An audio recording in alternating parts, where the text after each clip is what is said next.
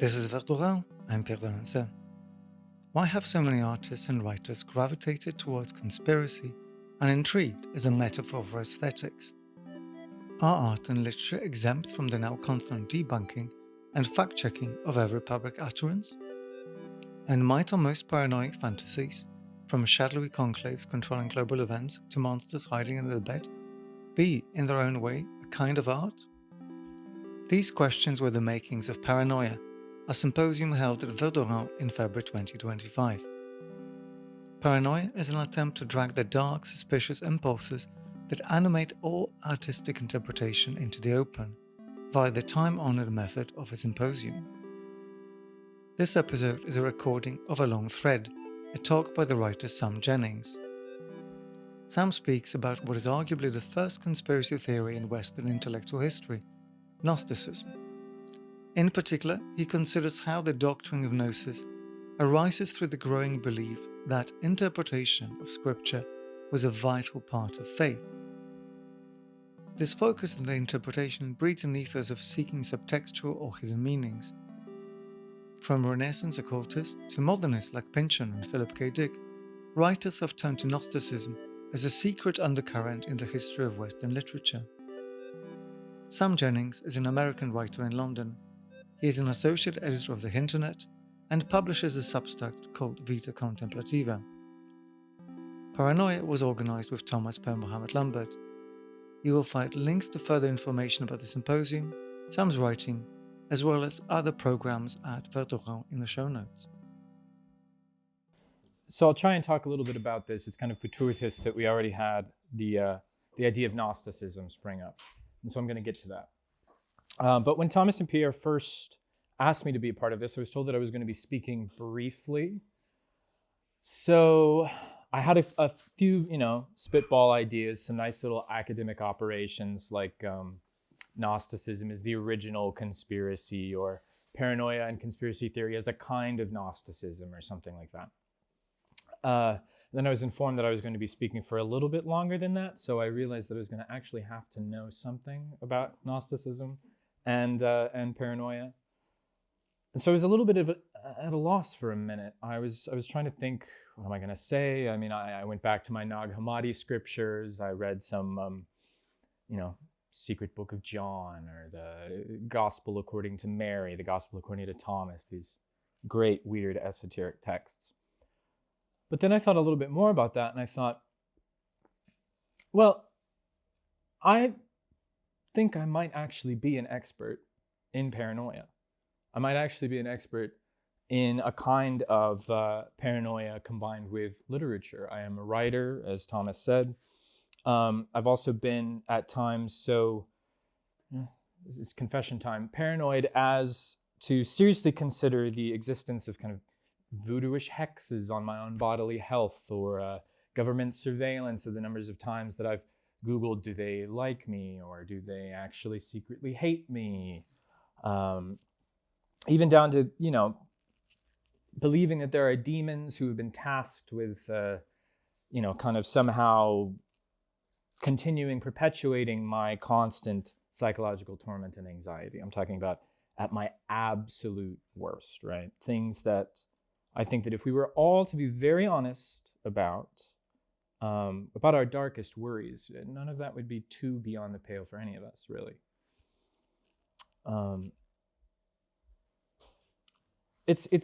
I would describe it as a kind of a clutching horror, right? It comes from any moment that there is a brief but destabilizing realization that the world is strange, seems to go around strange rules, that these rules appear to be very clearly organized around preventing us from being happy or sane.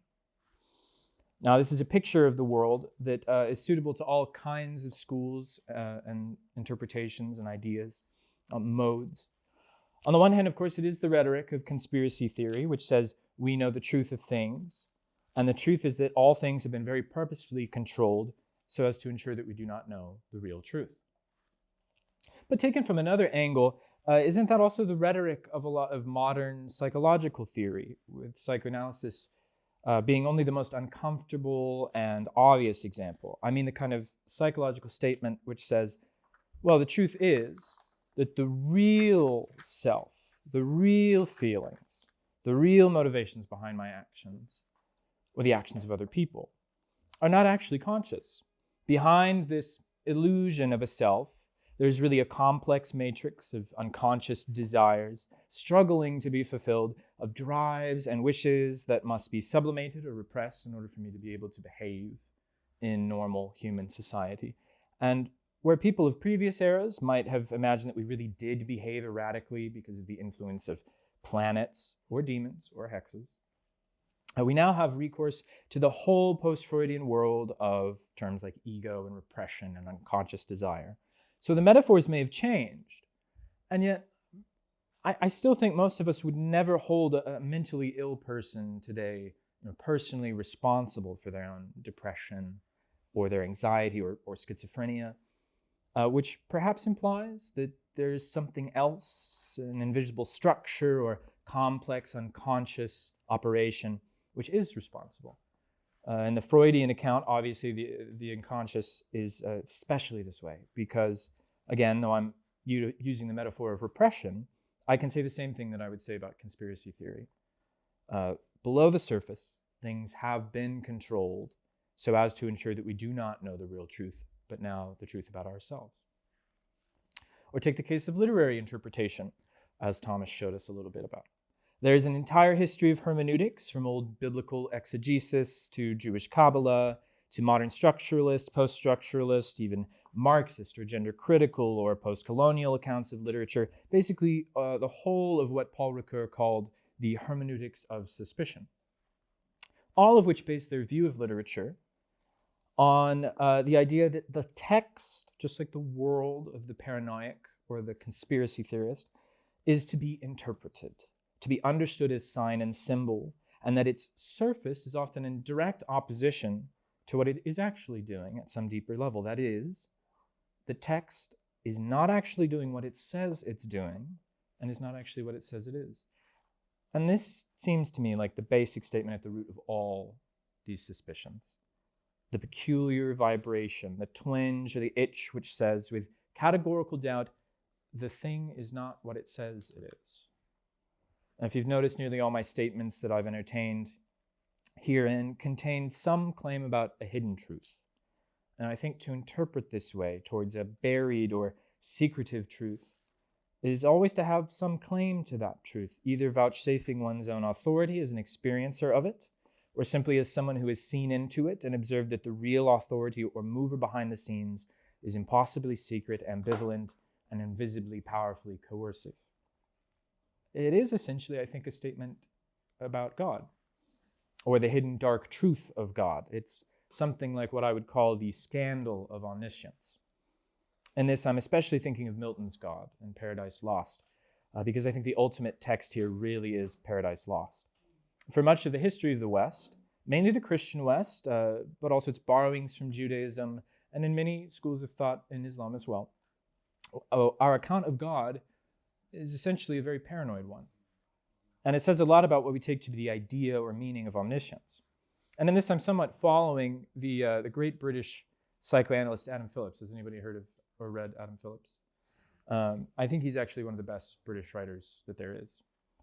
In a book of his that I'm incredibly fond of called Unforbidden Pleasures. Omniscience is always prohibitive, Phillips writes, and prohibition always smacks of omniscience. Phillips is talking especially about the ways in which we as people, and I would include writers in that category, suspend so much of ourselves in the name of fighting prohibitions we may never even be aware that we are actually fighting. I see this in myself, in the unconscious parts of myself, in the prizing of a kind of awful, painful, terrible knowledge, the sense of being initiated into a mystery behind things, and the pride that comes with that. Even when the secret I see behind the world only seems like more lies or chaos. Perhaps this is something like what the ancient Gnostics referred to as their Gnosis. That's Gnosis,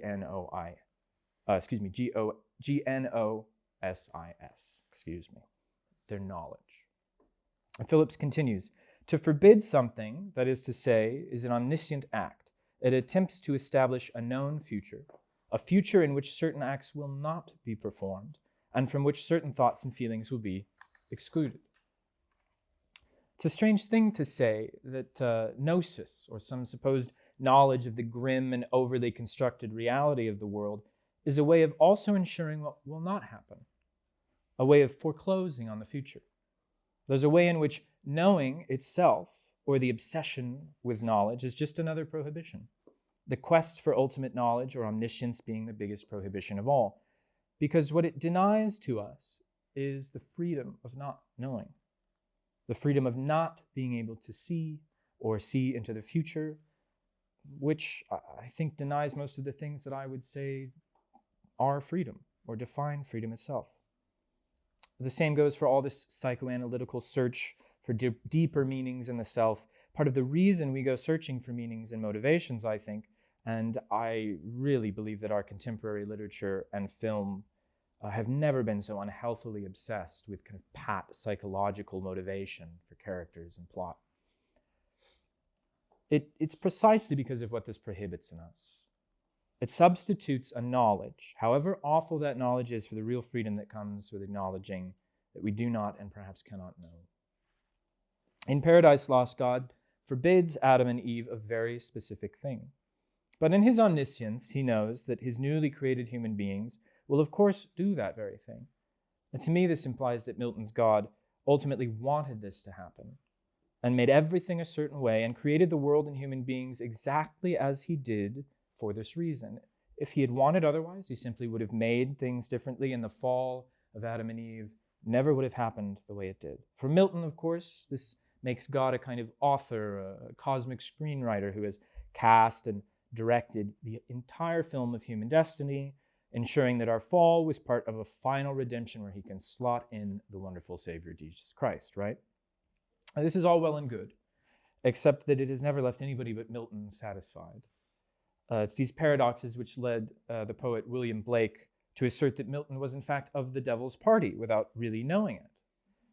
Precisely because he had made an argument for the absolute horror of God's omniscience and the necessity of rebellion against it. This then places us, the paranoid, the conspiratorial kinds, the literary interpreters and psychoanalysts of the world, and I'm including myself in this proposition, in the position of little Lucifers, who go out into the world and preach to all these fresh-born Adams and Eves the gospel of truth, that behind the scenes a horrible, jealous God is in effect constructing and puppeteering everything. The things he has forbidden us are inseparable from his omniscience or his belief in his omniscience, and we are left to either find comfort or horror in our own final powerlessness. Now into this role of Lucifer, the Promethean artist or person who is always coming up to his audience and claiming to pull back the curtain, revealing the way things really are, claiming to possess knowledge of the conspiracy against us, this role, I think, leads us always inevitably back to Gnosticism. Now, I call this Gnosticism not just because I want to associate it with the historical body of religious thought which makes it up. Even more than that, I want to call it Gnosticism as a trope, or as a figure for a way of looking at the world.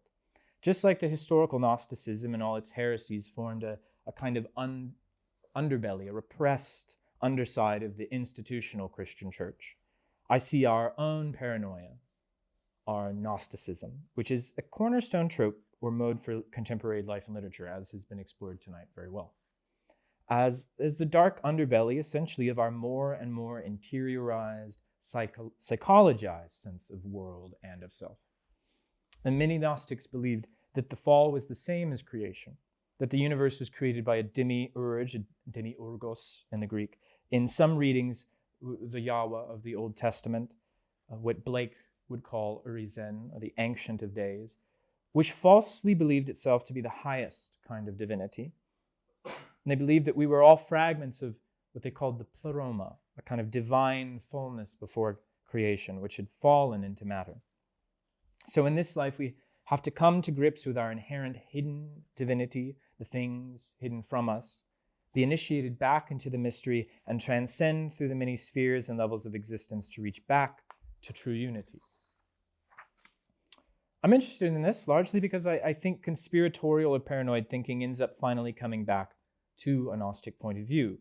Like many Eastern religions, it confirms that the world is ultimately an illusion. Where it differs from Buddhism and Hinduism, however, is in the way it declares that this illusion is purposeful. It has been done to us. The powers of the universe are deliberately hoodwinking us into forgetting who we really are. Think of the Matrix, which has already been mentioned tonight. It's just an absolute Gnostic fantasy in the best way. Really, to complement my man Justin, in his constant takedowns of the proponents of so-called simulation theory, this is really what the argument for the world as simulation always boils down to. It sounds like to me, it's someone has it in for us and has fixed it all against us. Now, most of what I've said for me really represents the kind of picture of the world I feel I've had to let go of, move on from in order to be a writer, an artist, a person, be in the world. I am not a Christian, although some days I desperately want to be. As the son of a kind of classic mid-American preacher, I find it's nearly impossible. I used to be quite obsessed with Gnosticism to the extent that I became depressed from Gnosticism. And I see in it all my lowest moments of horror and mental illness and paranoia and despair, so feel free to psychoanalyze me too if you want. But I want to say two things. First, that obviously the ancient Gnostics were far more complicated than the kind of simple picture that I'm drawing. Spend a few minutes, days, however much time you want with the contents of the Pistis Sophia or some of the Nag Hammadi library codex. Texts like the Gospel of Truth or the Gospel of Thomas. You'll see that there was an incredible variety to the things that people were thinking 2,000 years ago. And the thing to remember, if we're going to take Gnosticism seriously as a mode or as a trope, is that it was one of so many interpretations of these old stories. I mean, Christianity in the year 0 AD to the year 300 AD is Christianities.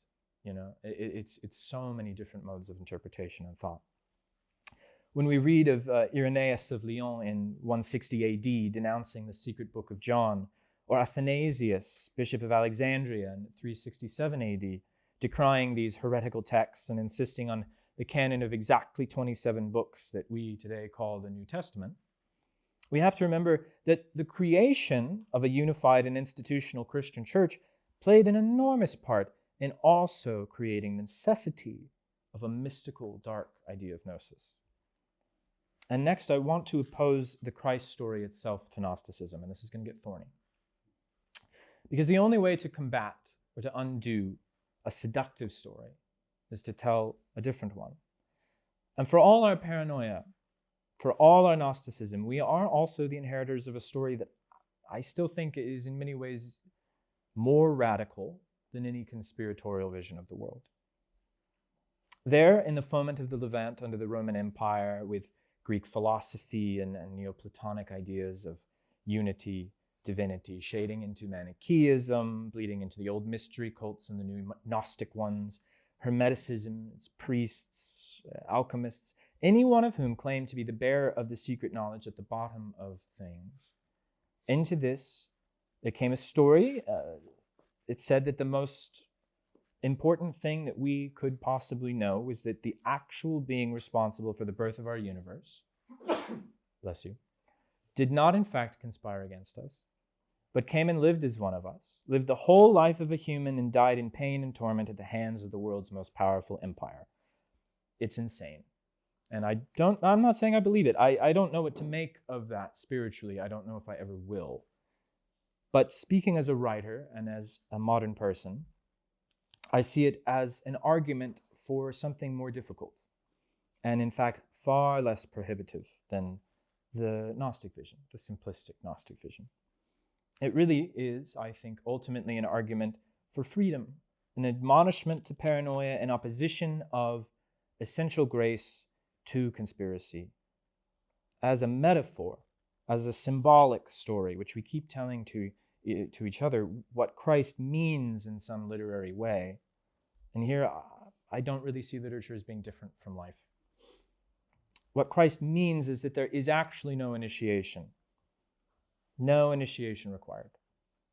There is no seeing behind the curtain. There is no hidden thing.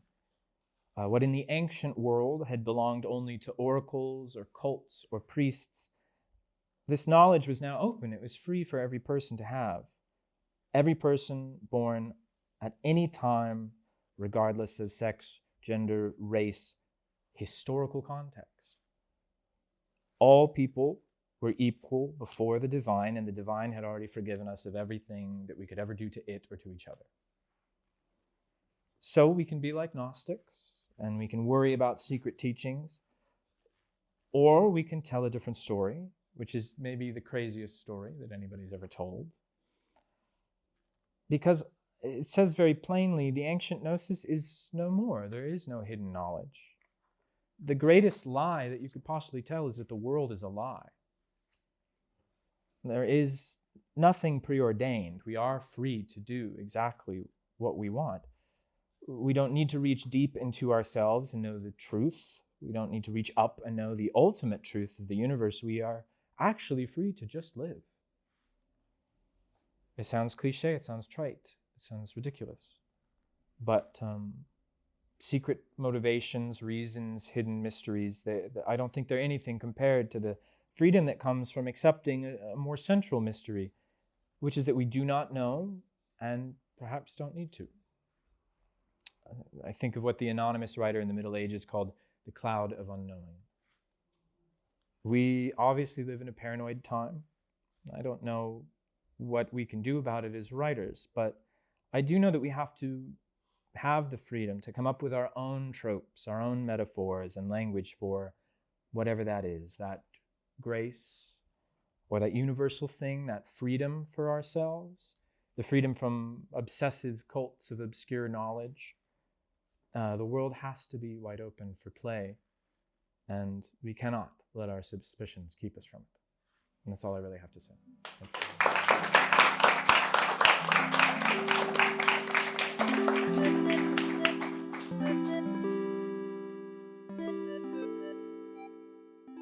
This episode was mixed by Daniel Neal. Thanks for listening, and join us next time.